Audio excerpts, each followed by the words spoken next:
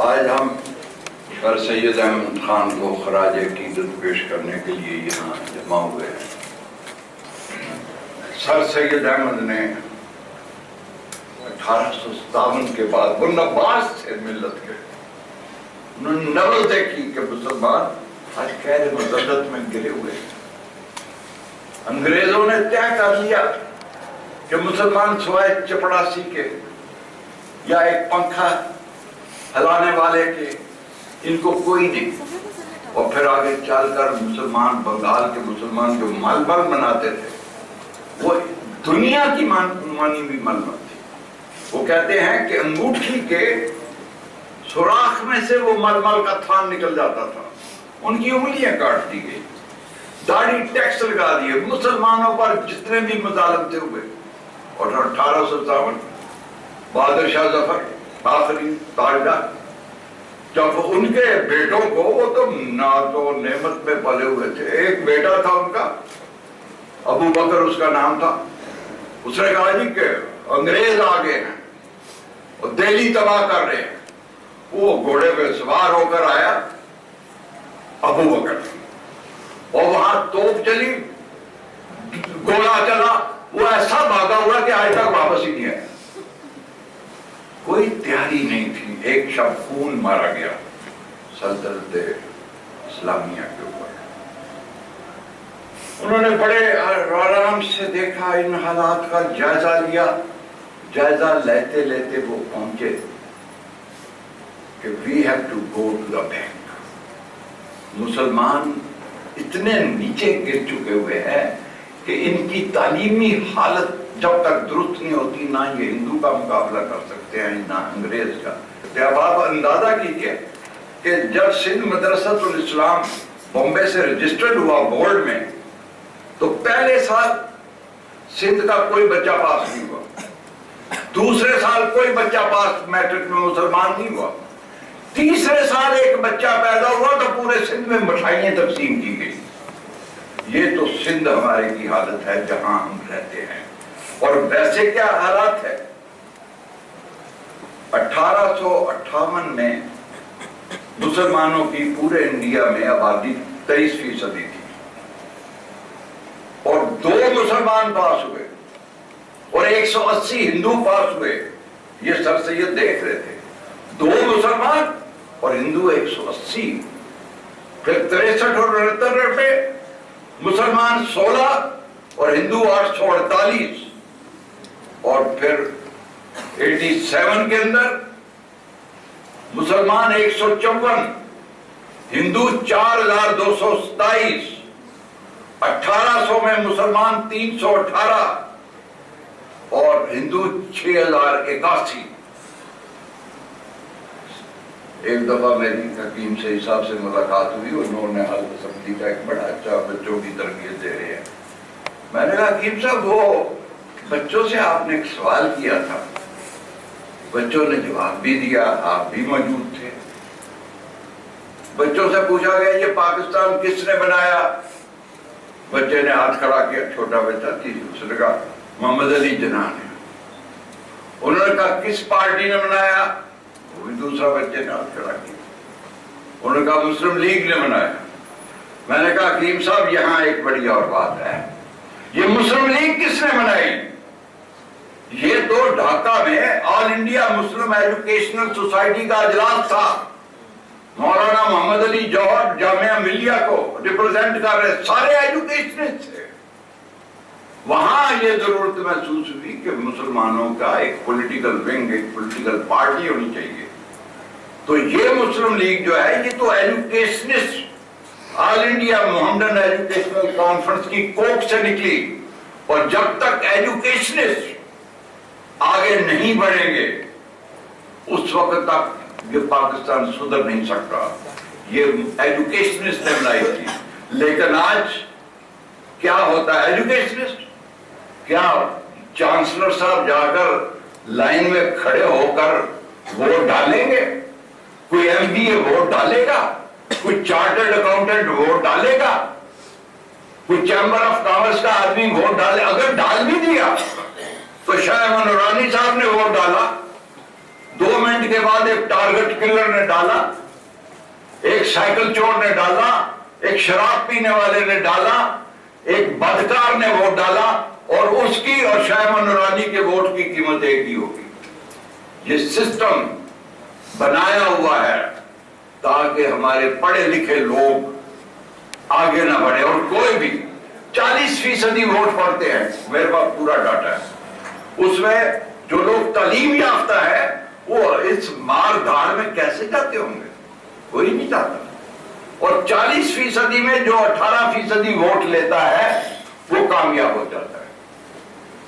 انہوں نے تعلیم میں بڑی جان فشانی سے کام کیا، ان کے اوپر بڑی تہمتیں لگی، ان کے اوپر مٹی کے ڈھیلے پھینکے گئے۔ سر سید احمد خان نے وہ ڈھیلے کٹھے کر لیے اور کٹھے کر کے اینٹ بنانے والے کو بلایا کہ یار اس کی 5 اینٹیں ہی بنا دو۔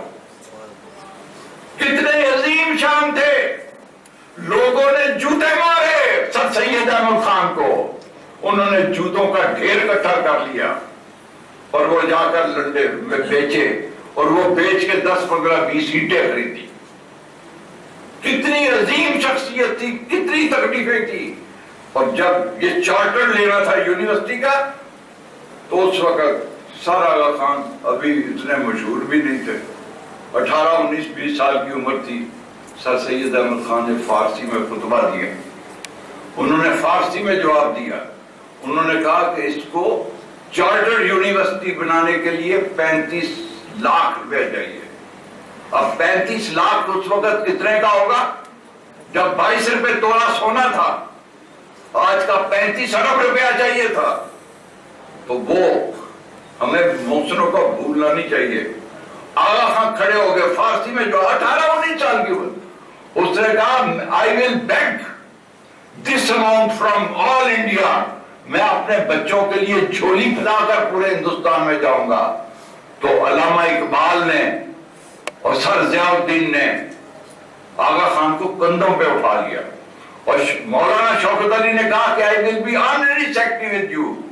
وہ سارے ہندوستان میں گئے اور انہوں نے 35 لاکھ روپیہ لوگوں سے جھولی پھیلا پھیلا کر، کیا بمبے، کیا کلکتہ، کیا لاہور، کیا دہلی، کیا لکھنؤ، یو پی سی پی، ہر جگہ گئے اور 35 لاکھ روپیہ لا کر دے دیا۔ یہ ان لوگوں میں اس وقت بہت جذبہ تھا۔ کہتے کیا تھے، میں آخری بات کر رہا ہوں، مشن کیا تھا ان کا؟ مشن یہ تھا کہ جتنے جدید علوم آج کل چل رہے ہیں، یہ فزکس، کیمسٹری، بیولوجی، باٹنی، یہ سارے مسلمانوں کے ہیں۔ تم نے یہ اپنے ورثے کو واپس لینا ہے۔ اسلامک پرنسپل، نماز، حاضری، سارا کچھ، اور وہاں کی ایک اپنی روایات تھی۔ اب وہ ذاکر علی خان صاحب کی کتاب ہے بڑی اچھی، وہ جب میں پڑھتا ہوں تو ایسے معلوم ہوتا ہے کہ میں ان بچوں کے ساتھ ہی کھیل رہا ہوں۔ ذاکر علی خان صاحب نے روایات علی گڑھ جو لکھی ہیں، وہ کسی کا کچھ نام مٹھو رکھ دیا، کسی کا گھوڑا، تو وہ اپنا نام ہی بھول جاتا تھا، وہ گھوڑے کے نام سے مشہور ہوتا تھا۔ خیر وہ تو وہ کہتے کیا تھے؟ کہتے یہ تھے کہ یہ سارے علوم تمہارے ہیں، تم اس کو لے لو۔ آج امریکہ کی لائبریری میں، نیشنل لائبریری میں 10 کروڑ کتابیں، برطانیہ کی نیشنل لائبریری میں 5 کروڑ کتابیں ہیں۔ ہمارا کتاب، ہمارے یہاں لائبریری یہ تباہ و برباد ہو رہی ہیں، اور آپ یہ دیکھیں کہ ہمارے ہاں کتنی عظیم شخصیتیں ہوئی ہیں۔ یہ آپ کو پڑھنا چاہیے، یہ فزکس، کیمسٹری، بیولوجی، باٹنی، یہ سب قرآن میں موجود ہے، اس پر کسی کی نظر نہیں گئی۔ ہمارے ہاں عمر خیام، آج جو کیلنڈر دنیا میں چل رہا ہے، یہ عمر خیام کو کریڈٹ چاہتا ہے۔ ابن رشد، ان کا نام تبدیل کر دیا انگریزوں نے، وہ ریٹن بائی ایورس۔ اب وہ سمجھتے ہیں کہ یہ کوئی فرینچ تھا، یہ کون تھا؟ وہ ابن رشد کو، ابو علی سینا کو انہوں نے ایویسینیا لکھ دیا، ہم سمجھتے ہیں کہ یہ بھی کچھ جرمن ہوگا۔ یہ سارے لوگ رازی، سائیکالوجی، رصد کا، الخوارزمی، الجبرا، ابن بیدار باٹنی، ابو الحیثم اطصار، جابر بن حیان کیمسٹری کا باپ، ادریسی جغرافیے کا باپ، ابن خلدون کا نام انہوں نے کینڈل رکھ دیا۔ جب یہ ساری چیزیں دیکھی علامہ اقبال پہنچے کہ یہ تو ہماری ہی کتابوں کا ترجمہ کر کر کے یورپ کہاں سے کہاں پہنچ گیا، تو رو پڑے۔ علامہ اقبال نے رو کر لکھا کہ مگر وہ علم کے موتی کتابیں اپنے آبا کی، جو دیکھے ان کو یورپ میں تو دل ہوتا ہے سی 30 ٹکڑے ہو جاتا ہے دل۔ آج یورپ، امریکہ سب ٹیکنالوجی کی وجہ سے، سائنس کی وجہ سے آگے بڑھے ہوئے ہیں، اور یہ عظیم مشن تھا۔ انگریزوں کو بلایا، آپ آئیں باٹنی میں، فزکس میں، آپ لیکچر دیں، پڑھائیں ان کو، بچوں کو، یہ ساری۔ لیکن جو سب سے بڑا کام کر کے سر سید نے خود کہا کہ جب میں اللہ کے حضور پیش ہوں گا تو کہے گے کیا لائے ہو، تو میں کہوں میں ان کو اللہ کے حضور مسدس حالی پیش کر دوں۔ بہت بڑا کام کیا، اور آخری جو بات انہوں نے کی، ایک انگریز تھا، ایک انگریز نے آقا نامدار سرور کائنات فخر موجودات رحمت اللہ العالمین کی شان میں گستاخانہ ایک کتاب لکھ دی، ایک کتاب لکھی، اور وہ کتاب بڑی دل آزار تھی۔ بڑے بڑے اس وقت علماء بھی تھے، بڑے بڑے لوگ تھے۔ سر ولیم ووڈ نے یہ اس کا جواب دینے کے لیے انگلینڈ چلے گئے۔ اس زمانے میں 100-200 روپیہ بڑی کام کی چیز ہوتی تھی۔ انہوں نے محسن الملک کو لکھا، اس زمانے میں کسی کے گھر میں اگر تانبے کے برتن ہوتے تھے تو سمجھا جاتا تھا کہ یہ بڑا ویل ٹو ڈو آدمی ہے۔ محسن الملک کو لکھا کہ میرے تانبے کے برتن بھی بھیج دو، مجھے 200 روپیہ بھیجو، میں اس کمبخت کی سر ولیم کی کتاب کا جواب لکھ رہا ہوں، اور میں انگریزوں کی کتابوں سے حوالے تلاش کر رہا ہوں۔ تو وہ جو انہوں نے خطبات احمدیہ لکھی، میں سمجھتا ہوں کہ وہ انہوں نے میرے نبی کا پرچم بلند کیا، میرے اس نبی کا پرچم بلند کیا جو مسکرایا تو کونین کی کلیوں نے مسکرانا سیکھا، جو کھڑا ہوا تو پہاڑوں نے کھڑا ہونا سیکھا، جو چلا تو باد صبا نے چلنے کا انداز سیکھا، جو سجدے میں گیا تو آفتاب نے غروب ہونا سیکھا، اور جو سجدے سے اٹھا تو آفتاب نے لبے بام پر آنا سیکھا۔ وہ ہمارا نہیں